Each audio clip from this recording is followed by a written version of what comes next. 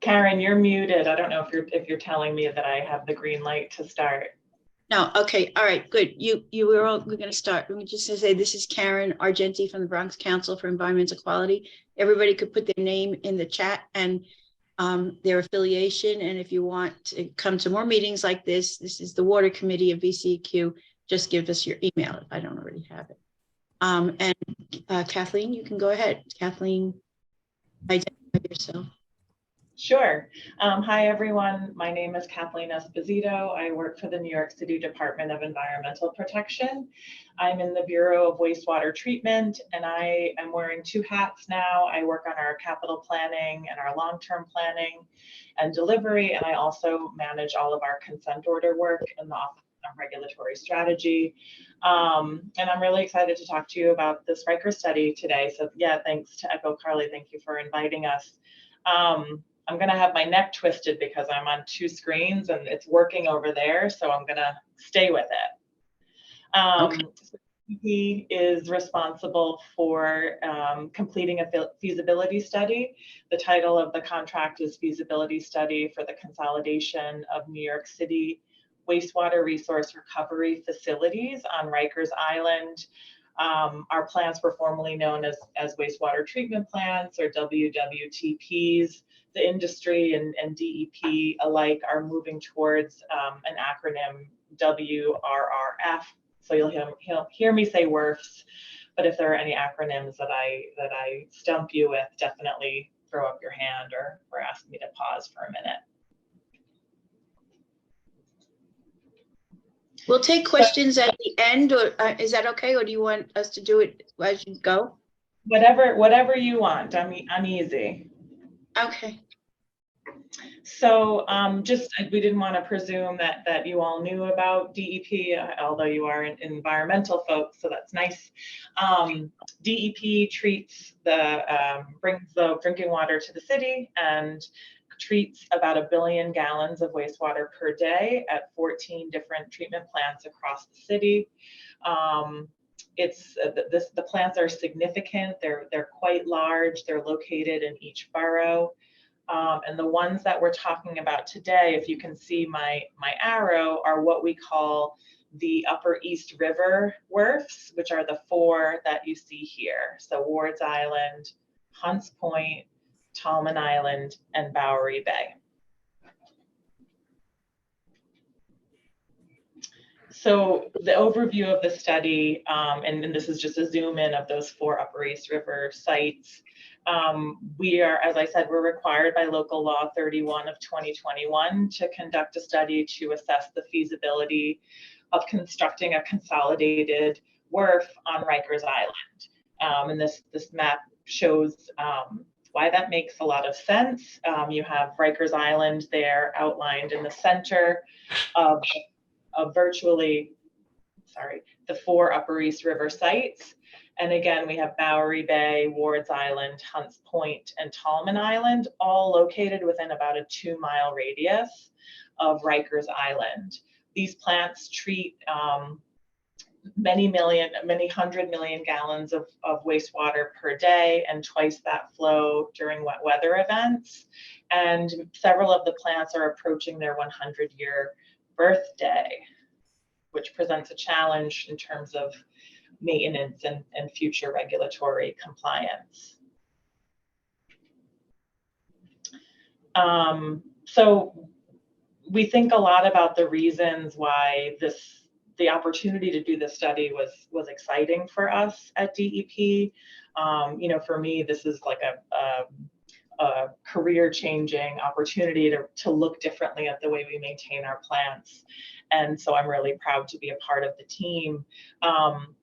It's a good opportunity because, again, all of our plants are aging, and they're all quite large, and will need a lot of investment in the future and now.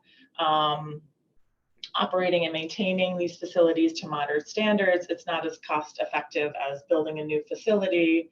However, building a new facility in the city is a challenge due to property availability for such a large plant.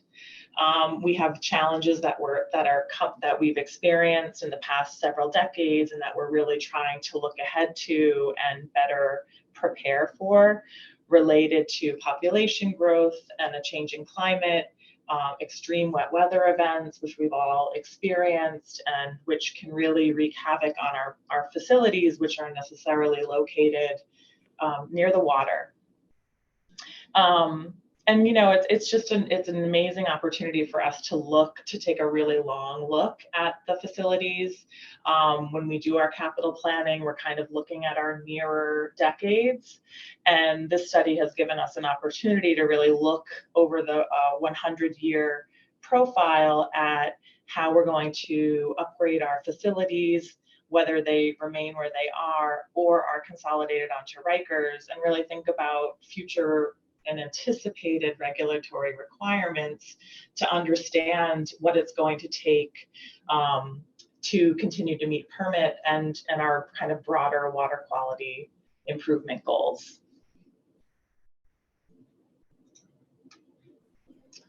So this is like a little bit more of a mundane slide.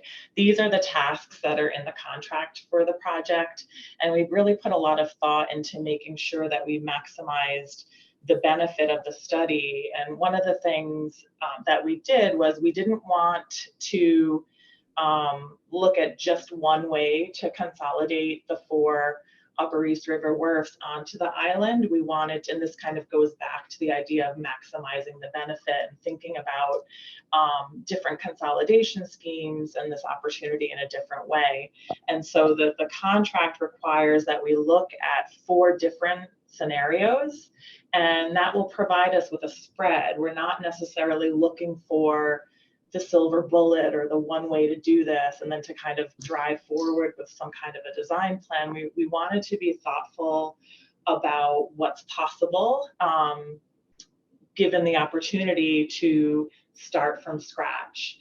And so through we're in the process of looking at the different consolidation scenarios, 2 of which we already know. One of them is a full consolidation, where we would pump the wastewater flow and the wet weather flows from where the existing plant's sewer sheds are over to Rikers Island. And then one is no consolidation. And that goes back to the idea that we really wanted to maximize the benefit to us in the event that Rikers doesn't become available to us in the future. So we started the feasibility study in April of 2022. That was when the consultant that's working with us, Jacobs, which is an engineering and architecture firm that does a lot of work with other wastewater utilities. And we expect to complete the study in October in advance of the local law due date, which is in March of 2024. And right now we're on schedule, so I don't anticipate any significant changes there. And in terms of a progress update, we're about halfway through the study. A lot of the work that we've done to date is more of an internal huddle.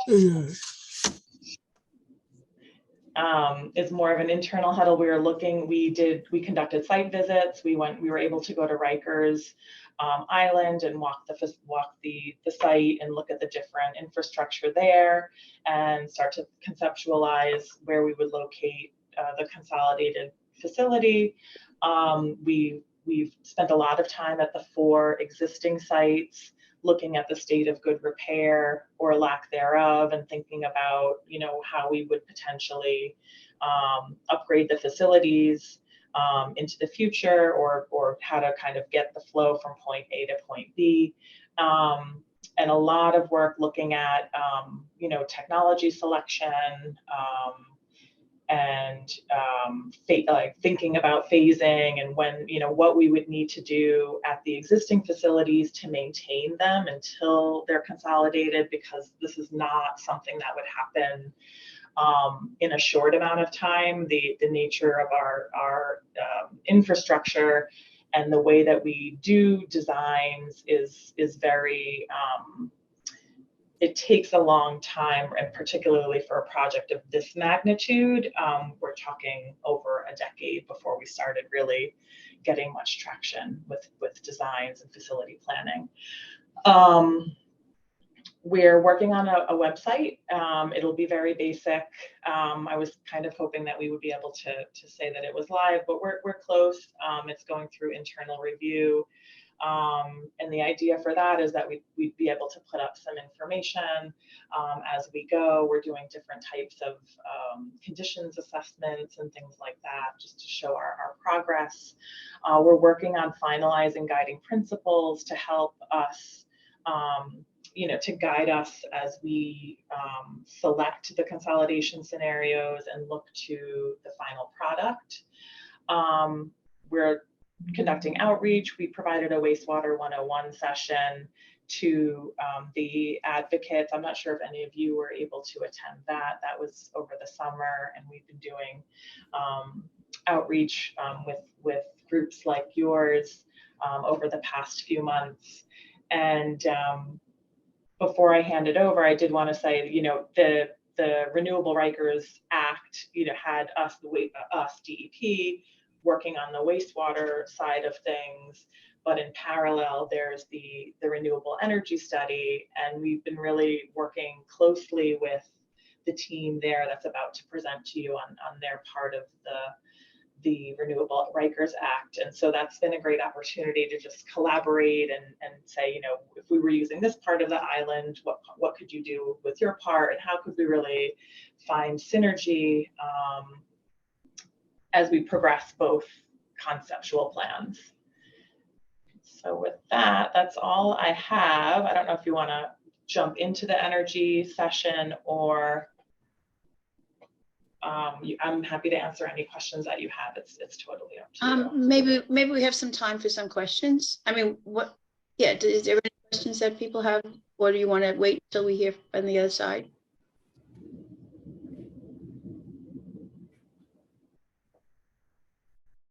I do have some questions. Sure.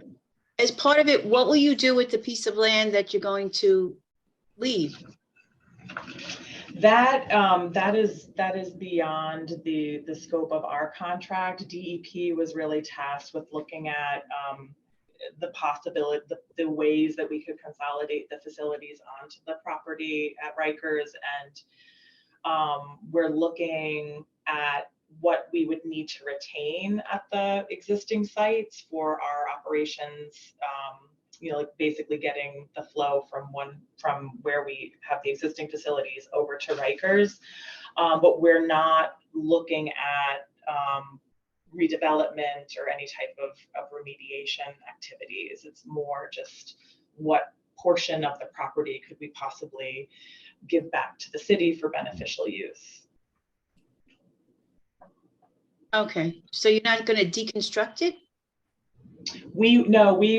Our plan is to do demolition, but we would not be redeveloping a specific, like a park or building or anything like that. It would basically be a demolished site that's ready for development of some sort. Okay, and are you going to be doing an environmental impact statement on this? We would be in subsequent design stages, but for a feasibility level study, that isn't required at this time. Right. Definitely, we'll be looking at like big picture items, but an EIS is typically done during a full design. Okay, and what about the water's edge? Are you going to take care of the water's edge? Do you mean like the riprap? Living shoreline all around, not riprap, living shorelines. At the existing facilities or at the consolidated? Oh, at the consolidated, it would be nice to do it at existing, but yeah. Yeah, I think we're definitely looking at resiliency measures and kind of the state of we're following the New York City, the resiliency guidelines. And we haven't gotten to the point of conceptualizing or doing any types of drawing. So I'll definitely make a note of that for consideration.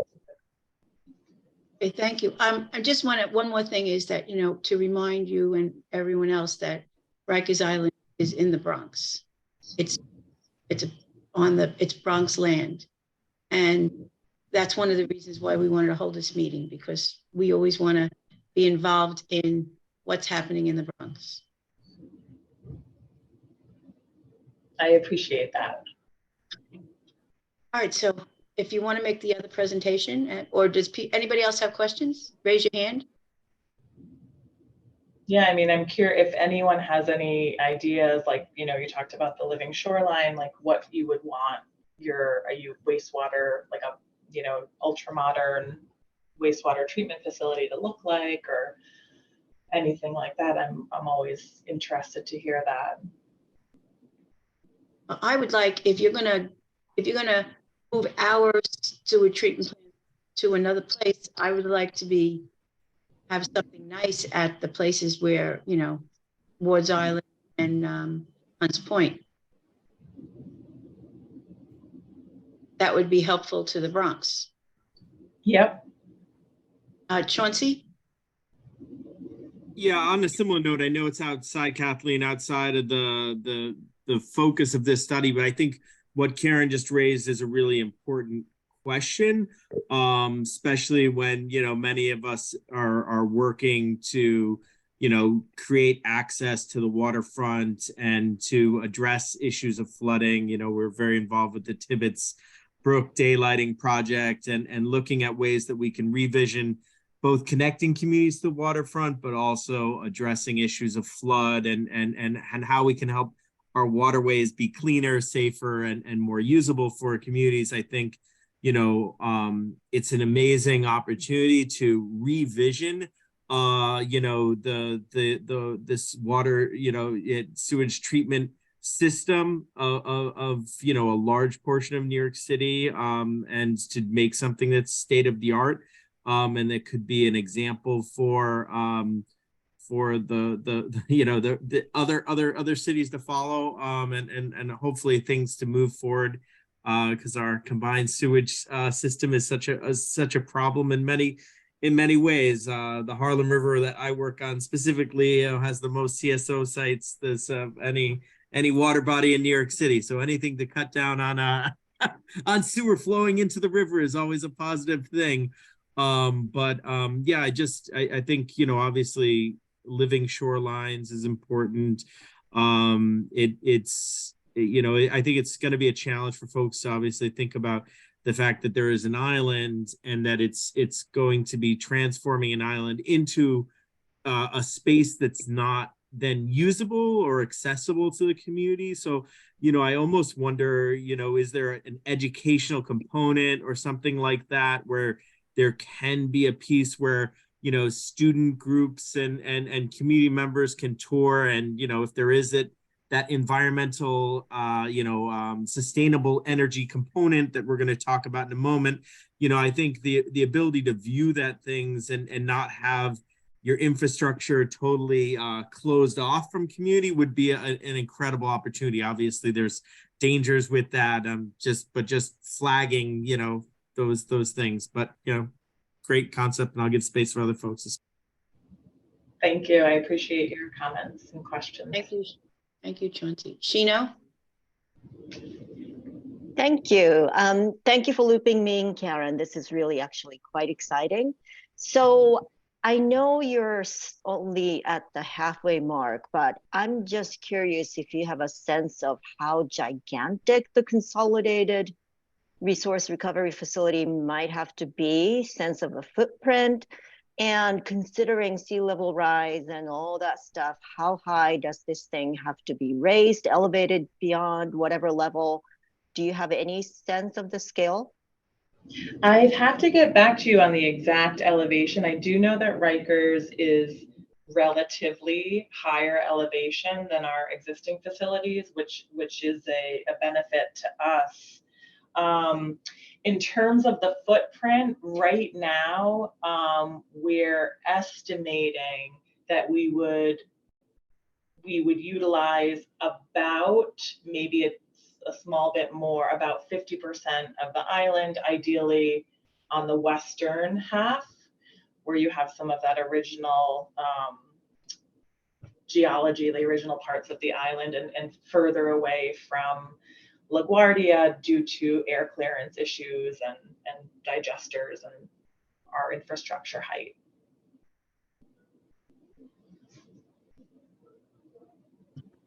Okay. Yeah. And Dart, you have a question? Yeah, just follow up on that. How does that relate to the footprint of the existing facilities?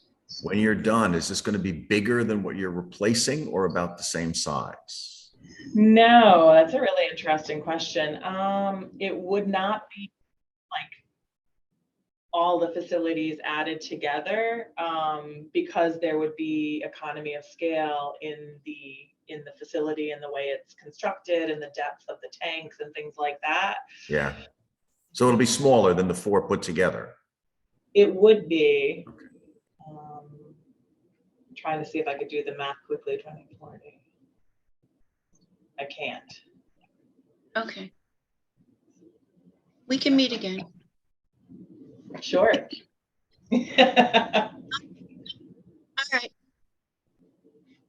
Okay, so if you want to unshare so that DCAS can share. Sure. Thank you, Kathleen. Thank you very much.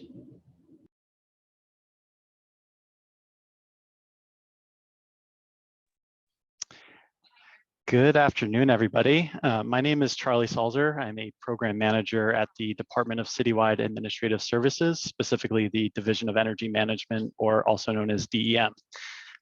Just a little bit of background on DEM. We serve as the hub for energy management and carbon reduction for city government operations. And that really means that we play a really critical role in supporting our agency partners' progress towards the city's pretty significant and ambitious emissions and energy reduction mandates. We're very excited today to provide you all with an overview of a study to determine the feasibility of renewable energy infrastructure on a future kind of jail-free Rikers Island. So just to recap why we're here today, we plan to briefly discuss the Renewable Rikers Energy Study, and this is laid out in Local Law 17 of 2021. As you know, as you just heard from Kathleen, this is not the only effort underway to assess options for post-incarceration Rikers Island. The Renewable Rikers Act included other local laws that require DEP to evaluate the feasibility of consolidating the wastewater treatment facility. It also included a law that establishes a process for gradually transferring the land and infrastructure from the Department of Corrections to the Department of Citywide Administrative Services. And lastly, it also established the Rikers Island Advisory Committee to evaluate and provide kind of recommendations to the mayor and city council on potential uses of this island. I'll just say we're working very closely with DEP to ensure that our studies are harmonized, but today we'll just be talking about the energy study. I would also just like to quickly note that Local Law 17 required this energy study to be conducted as part of the city's long-term energy plan, or also known as Power Up. We will aim to publish the Rikers report with the Power Up report, but we're doing the study separate in order to give this topic the kind of specific attention that it really deserves and needs. So one thing I want to emphasize is that we are not making decisions about the future of the island in the study.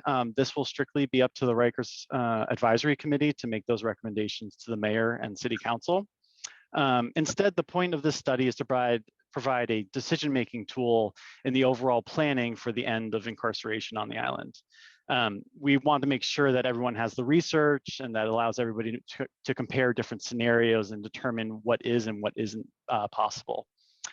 So really, as such, like the results of the study will be findings that lay out the options and considerations associated with each, but it will not recommend one option or over another. So let's jump into these scenarios. So the scenarios we've looked at really depict dramatically different scales of energy infrastructure, as well as different development timelines. So we'll take this from the left, moving over to the right. So local generation is really the most straightforward, but likely the least transformative in terms of New York City's energy system and energy needs.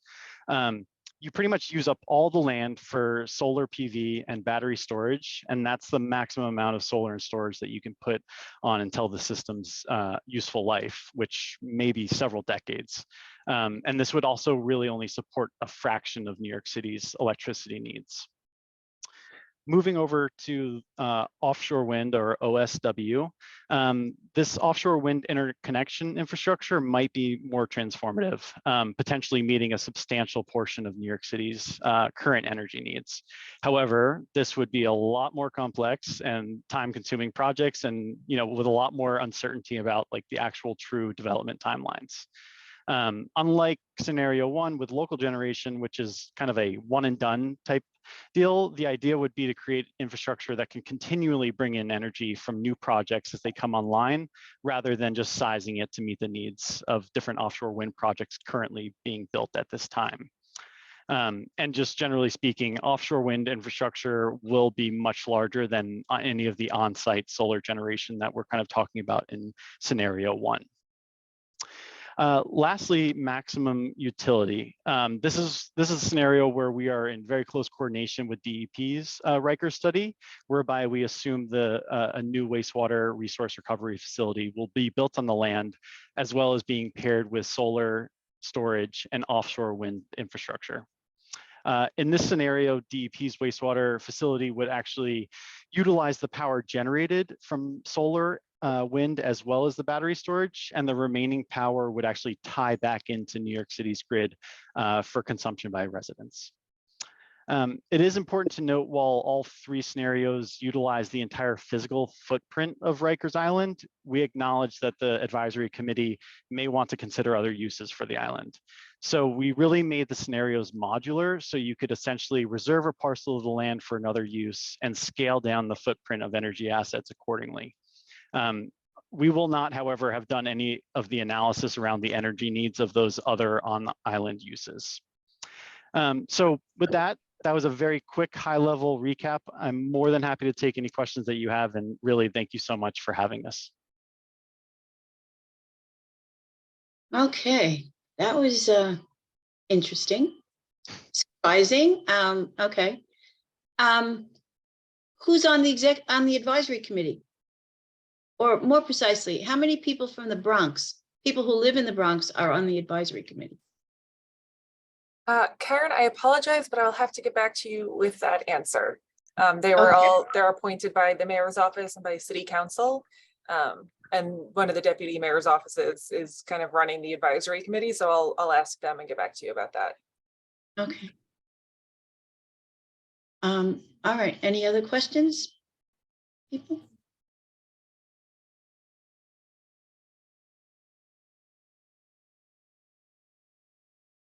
So are you looking also for another site to do all these different scenarios?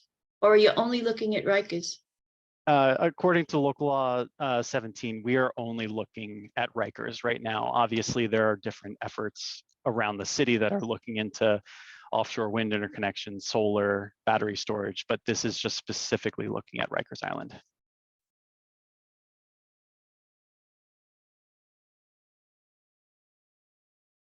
Because the impact of all of those things are seriously huge on the Bronx. There's a request, someone to go back one slide. Karen, Of course. Okay, I'm not looking at That's from Michael. Thank you. Okay, do you have a question, Michael? I'm still digesting a little bit. I'll wait for others. I know. Thank you.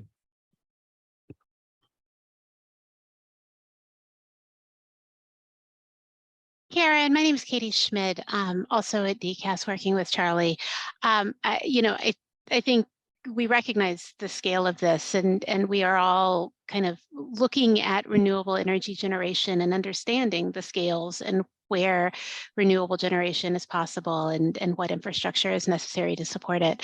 I think what's important is what Charlie said, is that the local law required our study to look at renewable energy generation. And so that is what the study is tasked to, but ultimately this is going to present some visions and some different scenarios for consideration, but all of them will be scalable. And so this could be one piece of a larger redevelopment of Rikers that includes many different uses, whether it is open space or educational space, like Chauncey talked about earlier, whether there are other types of community facilities or infrastructure.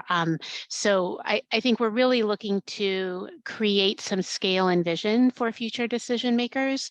And kind of show what is possible at the upward end, and then create the formulas so people can kind of scale it back and down as we think about all the different uses that people want to see. Okay. Sheena? Thank you again. I just need a little clarification between number 2 and number 3. Maximum utility is going to be sharing the island with offshore wind, solar, battery, and wastewater facility. And option 2 is without the wastewater facility. Yet the potential energy needs meet the performance of these different variations. It's both 10% plus. So I'm just trying to understand how you have this 10% of New York City's energy needs met by these 2 different scenarios, one of which seems to reduce the capacity for energy generation on the island, unless you're talking about, I mean, and I'm presuming that the 1% from the scenario 1 to 2 is the offshore wind is really kicking in a lot of energy. Is that right? Absolutely correct. Yes. So the only difference between scenario 2 and 3 is the wastewater facility. And the reason why it's probably, roughly 10% for each is that the wastewater treatment facility, while they are very energy intensive, the scale of the renewable energy that we're talking about on the island will be so big that that is actually not impacting that percentage point. I am more than happy to follow up with you to get a more specific percentage, but I think that that's what you're seeing there, is that we're talking about massive, massive quantities of renewable energy on Rikers, and that's why there's not a big difference.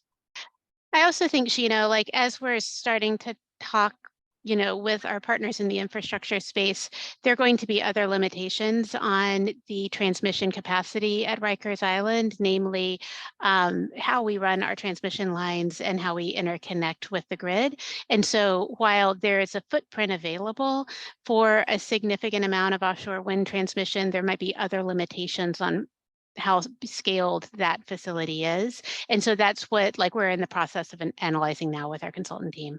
But we'll discuss that in the final report. Okay, Chauncey? Yeah, that was actually part of my question was, there are so many right now, a lot of our renewable energy systems are going to be running very close to this down the Harlem River. Trying to think of the names of them right now, but our Quebec, The Champlain Hudson Power Express. yes, exactly. So, there is going to be a major flow of energy past this area, and just how these would connect to the grid in comparison to those new energy connections, and if that's being thought about. And then, we're part of the Urban Waters Federal Partnership, which the Harlem River and Bronx River are both part of the Urban Waters Federal Partnership. So one thing, there's, currently the Army Corps of Engineers study for flooding. That's in the final stages right now of community input. I'm just curious, as we're looking at battery storage and solar infrastructure on this property, how, once again, I'm a supporter of that, but just what is the concerns and looks at in terms of flood damage and how to minimize that in the plans that are going through. Yeah, absolutely. So let me address your first question. In terms of the actual interconnection of all these clean energy sources that are coming in, and you referenced the Champlain Hudson Power Express, which is bringing renewable energy down from Quebec. We also have Clean Path New York, which is going to be interconnecting solar and wind from upstate New York to downstate. And of course, all those interconnections were taken into consideration for this study. We had to run analyses that assumed that Chippy and CPNY were already connected to the city, to the system. And then we looked at those substations as substations where you interconnect. Yep. And we try and look at what is that available, we call it headspace. How much more capacity do those substations have? And what you're seeing on the page here is all of those considerations taken into play. And these are all feasible options given all the other renewable energy that is injecting into New York City over the next decade. As for the physical footprint and the implications there, I think it's really interesting because particularly with battery storage and solar, you have an opportunity in the design of it to elevate it, right? So there are some interesting design features that you can look at, but we are also looking at the different the different flood maps and the risks involved, and understanding where physically can you put infrastructure on the island that does not intersect with the 2080 or 2100 floodplains and sea level rise projections. So we are definitely thinking about that, but there is also a design element to it that we also want to keep the door open. And I'm not sure, Katie, if you have anything else to add to that. Nope, well put. Okay. Thank you. Of course. Michael? Yeah, thank you, Karen. Just a couple of questions, and thank you for that question, Chauncey. There was part of that also, and what I wanted to ask. One thing you didn't mention, Charlie, was the Tier 1 offshore wind infrastructure and transmission lines. If that's been part of what you have also with you just called it headspace. They are also going to be in transmission lines in through that area to the Bronx. Some proposals are looking to do so. Have you taken that in consideration as one? Turbines on the island, would they interfere with the operations of LaGuardia Airport? Question 2. And question 3, or concept around, actual, thank you for talking about the flood zone there on the island. We know it would be it's really in the projections that FEMA's put forth that we severely damaged with rising seawaters, and whatever you do there has to take that into account. As far as battery storage and solar, it would seem to be in terms of your local generation, number 1 says there'd be minimal need that's the New York City has that will be met with option 1, which is solar and battery. You say 1%. So, and of course, that's the shortest time period and probably the most flood mitigatable situation in terms of, and of course, adding wastewater treatment there. So I'm just trying to think about, I didn't see that scenario where you just did solar, battery storage, wastewater treatment as an option. It was only an option 3 that you had that put in with offshore wind infrastructure. Has there been any look at that being an option 4, which would alleviate the offshore wind turbines if you had those potentially as part of one of those options? Yeah, thank you for those questions. Let me just address the second one, which relates to the third. So I should have been a little bit more clear on this. So when we're talking about offshore wind interconnection, we are not envisioning wind turbines on Rikers Island. The wind turbines will actually be in the Atlantic Ocean that will be injecting with a cable to Rikers Island. So Rikers Island is just the home for what we're calling a substation that takes the electricity produced in the Atlantic Ocean and then goes into the New York City grid. So there will be no wind turbines on Rikers in any of these scenarios. It's just an interconnection point, which I think it gets to your question around LaGuardia Airport and the implications for that. So no turbines on the island. And then just with the different scenarios, I think we could create any scenario we would like, any combination of these. And I think that's the purpose of this. We want to make sure that it is truly modular, not only with these renewable energy sources that we're talking about today, but if there are other uses that the advisory committee wants to explore, we want to make sure that any of this is modular. We can shift around different renewable energy technologies. We can shift around different scales of those technologies. So I think we can, workshop and create any scenario that we really want. And that's how this is really designed to be.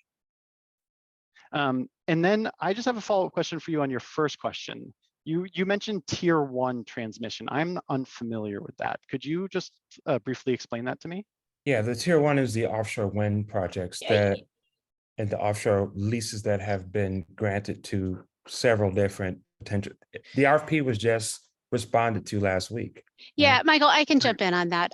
So the current offshore wind footprints that NYSERDA has either already awarded or is soliciting bids on now would not interconnect to any new offshore wind transmission infrastructure on Rikers, simply because the responses to the RFP are going to have to identify where they will interconnect, and they need that infrastructure to already be in place and developed. What we expect, though, is that while New York State has committed to constructing 9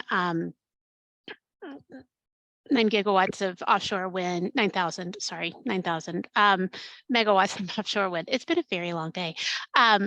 In New York Bight, we expect New York State to add an additional goal on top of that and look at a significantly higher capacity of offshore wind coming into New York. And so Rikers, because of the design timeline and the fact that there won't be this infrastructure in place for several years, would be to support future footprints of offshore wind development. So again, we are assuming that the offshore wind that is either currently awarded or currently out for RFP gets developed and interconnected elsewhere, when we take that into account when we're assessing headspace. But we do also expect that there will be additional projects in the future that Rikers could be a partner with. Perfect. Thank you, Katie. But follow up on that. The connector would be the actual converter station, or any other, what kind of other infrastructure, other converter station would that be? So the converter infrastructure, and this is where we might have to get back to you, Michael, because I am not an expert on offshore wind. The converter station would be, I think, offshore as well, but it would, and maybe this is, again, like, you probably know more than I do, there would need to be a transmission facility on the island, and maybe that incorporates the converter station. I can get back to you on that. Okay. Ultimately, whatever infrastructure we build as transmission infrastructure on Rikers would need to interconnect with an existing substation. So Astoria, right, or Mott Haven, that's where we're looking at available headspace in the future. So where exactly the converter station is, let us get back to you. But ultimately, this would not take the place of substation infrastructure that already exists. Okay, and I'm sorry, Dart, I have one more follow up on that.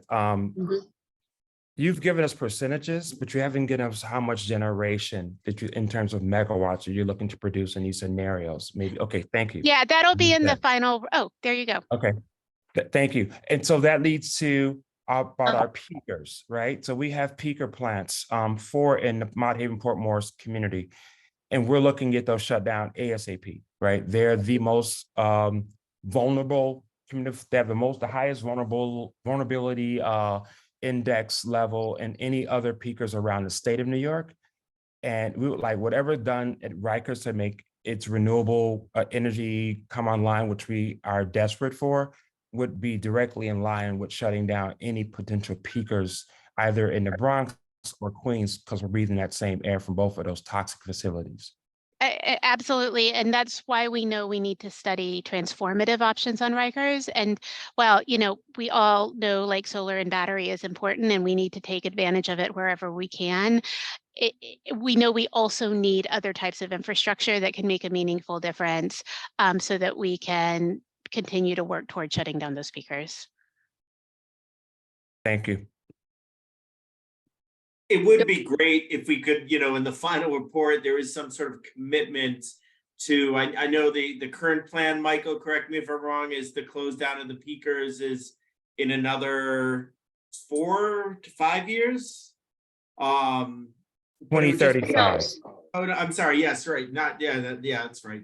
Not 4 to 5 years, 35. Yeah, it's 12 years. So it's just like, it would be great if there was a commitment to that in the report. I think it would make folks from the Bronx and especially from the South Bronx, for all of our commitment to sustainable energy, we want to lower the emissions and the pollution impacts on communities that are most impacted, which is certainly including the South Bronx and also, East Harlem.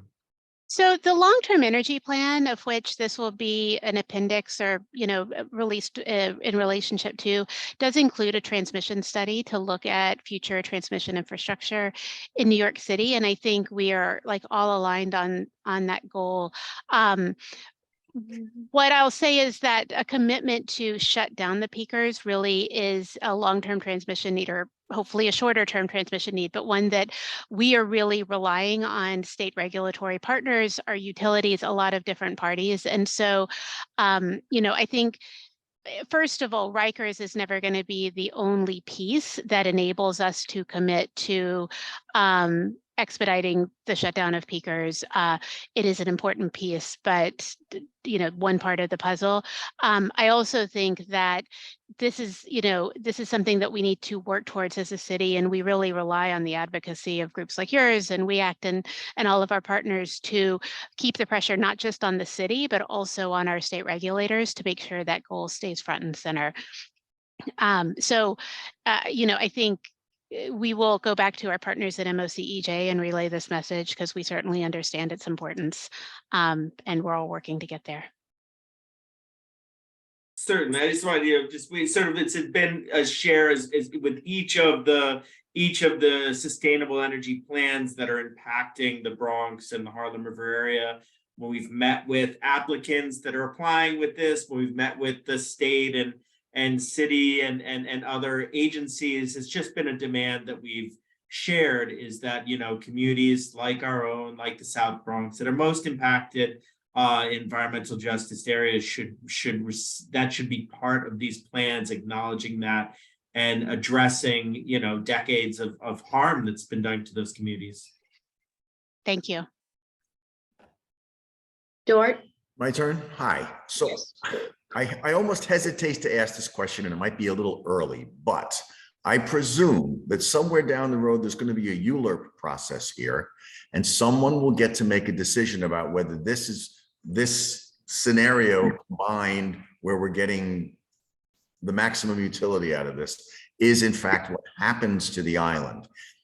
Is there a preliminary step there? Is there some sort of recommendation that's going to happen to say, yes, we should use the island for this?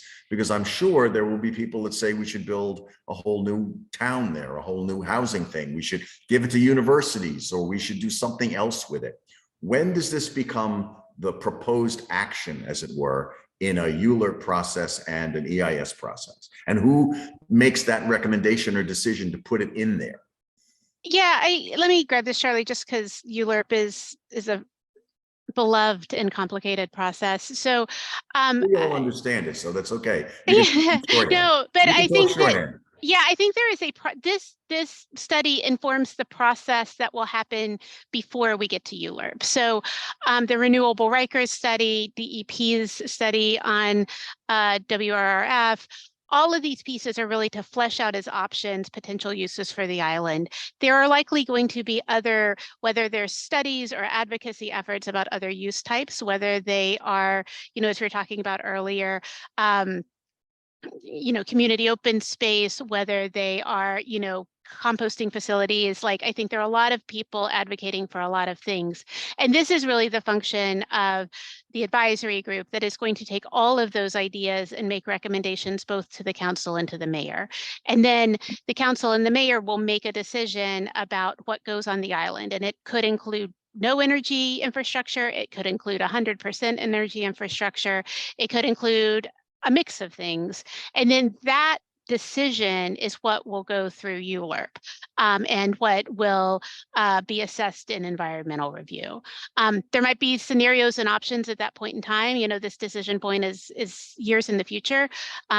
So, you know, I think there are possibilities where what travels through ULURP and environmental review includes different scenarios or different options.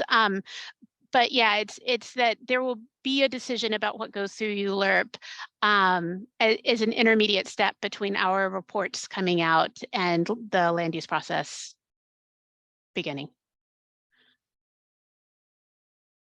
Okay, so I have some more questions. So it's really, I know you work for the mayor and all, but it's really not just a mayoral choice. There is a question of fair share. Mhm. And I think some of the things we are feeling, because we have to understand what's happening with all these things with the energy. And I mean, we understand the sewer system. That's like an easy thing to understand. This is complicated. And we need to make sure that we don't get everything dumped on the Bronx, and especially the South Bronx. That's like really something that's very, very important. And I don't know how you do that, because you're like, I don't know, 30 years ahead of whoever's doing something today. And you don't know what they're going to do or who it's going to be. But we know that we have a lot of people coming through our area with heavy duty amount of things that are going to impact our lives. And nobody cares about when they put these projects in. They don't. How can you put in a power plant that's going to pollute the air? So the peakers are polluting the air right now. So how do you put in a power plant process that you're going to do? How do you make it so that it doesn't make the air worse than it already is, which is what is happening in the South Bronx right now, today? Yeah, And so Karen, these sorry. are hard questions, and we just, you know, it's not an easy thing for us to accept. Absolutely. And you're absolutely right. These are hard questions. We see this study as opening up a conversation. It's very much why we are not putting forward recommendations. We are providing information about what some different scenarios can look like, so that we can all start to talk about it and make sure that all the decision makers are at the table. So, like, yes, we work for the mayor, and ultimately the Renewable Rikers Act and, you know, the process of deciding what to do with Rikers Island is one that will involve both the mayor and the city council. But really, the reason we are starting these studies so early for both the EP study and for Renewable Rikers is to put on paper, you know, what our starting point is for thinking about what's possible on the island and what's best on the island, and make sure that we're going to groups to solicit their feedback, to answer their questions, to prepare them to be participants in the conversation. And so we want to start early. We want to make sure that we're thinking about things the right way, and to document kind of our thinking as it happens. So this is just the first part of that process, and we will be an input to a larger decision-making framework that really has incredibly strong advocates that have already achieved so much. We want to enable those advocates to inform, you know, the members of the advisory board that represent them as constituents, their elected officials, and ultimately City Hall, on what is that right mix and what are those right uses. Just to like take a step back, I think that we are approaching this very much with creating infrastructure in New York City that will enable us to end fossil fuel generation in New York City. The transmission infrastructure for offshore wind would not result in emissions in any, there might be negligible emissions, but again, not an expert in the transmission infrastructure itself, but because the energy flowing through it is generated from offshore wind, it is not burning any fuel to generate that capacity. And so again, while we can't talk about like a one-to-one correlation to shutting down existing fossil fuel peakers. It is part of the bigger picture that will allow us to stop burning fossil fuel for energy generation in New York City. So, you know, we absolutely are not talking about adding additional emissions coming out of Rikers Island. But yeah, we want to have this conversation early and often, and we want to create like a, you know, an open and transparent starting point for what that should look like. You know, I also will note that RPA came out with a study and a vision for what a renewable Rikers looks like. I'd recommend everyone go look at it. It's really a very thoughtful and compelling report as well. I think we have some like methodological differences, so our numbers might ultimately end up looking a little different, but I was, you know, really heartened to see the work that they did. And I think we need to start seeing ideas come from a lot of different stakeholders as the city embarks on this process. Okay, I see this in the, so just so you know, we were thinking that it would be nice for it to be a nice recreational area where you could take your boat or your canoe and you could go for a ride on any one of the rivers and meet at the center of the whole city and go up on the island, have a picnic, and you know, finally we get it freed and we could all enjoy it. So there's a big difference between what everybody thinks. Yeah, and again, I don't think those are mutually exclusive. Our task in the local law was to study energy infrastructure, so we assumed the full buildable footprint was for infrastructure, but there is nothing that will prevent decision makers from building some energy infrastructure and withholding a sizable footprint for community uses. I think that's why this is an open conversation. It's like there are different perspectives on what the possibilities are, but we're not here today to say one of those perspectives is right. We're just here to help like create some decision-making capacity about what this piece looks like. Okay. All right, thank you. So are there any other questions? The link to the RPA study is in the chat. Thank you, Charlie.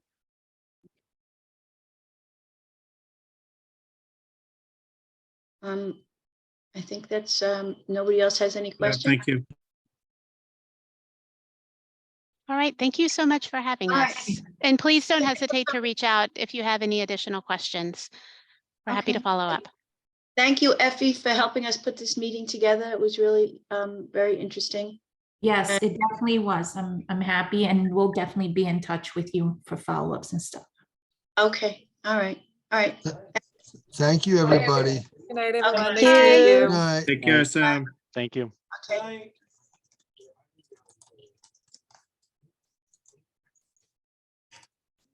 Everyone's